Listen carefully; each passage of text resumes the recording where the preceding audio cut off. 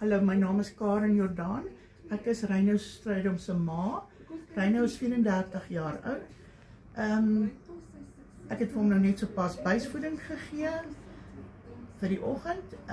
Reino is bedlend nou al vir die afgelope 10 jaar, maar hy is nou al 21 jaar siek met SSPE, subacute sklerose panencefalitis, wat hy gekry het toe hy 14 was. Voor dit was hy 'n normale seun. Hy was in graad 7 gewees toe hy begin siek word het en hulle hom toe gediagnoseer het met SPE. Reino het goed met Reino gegaan op 'n stadium, maar die afgelope 10 jaar het hy weer agteruit gegaan.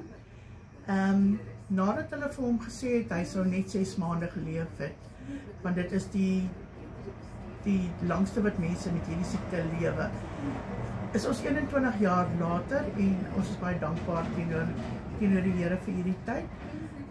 Reino is totaal en al afhanklik nou van ons. Hy kry buisvoeding soos ek sê, hy is op doeke.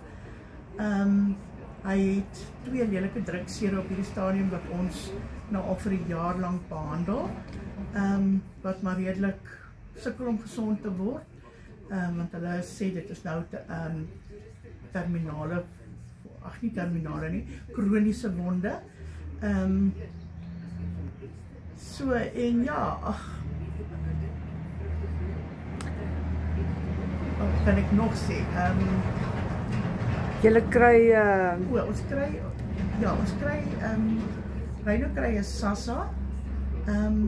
Ek het gewerk vir die afgelope 20 jaar waar ek kere na hom gekyk het, maar ek was betrokke by hospice gewees en verlede jaar het ons toegemaak en van daar af kon ek nou nie meer bekostig om 'n kere te kry nie, daarom moet ek besluit om myself na hom te kyk,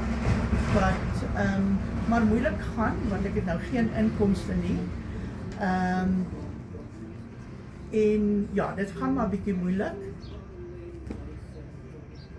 Ek wil net vir almal sê baie dankie dat hulle na my storie sal geluister het en dat ek vir Reino aan julle kon voorstel. Ja, hy is 'n wonderwerk kind en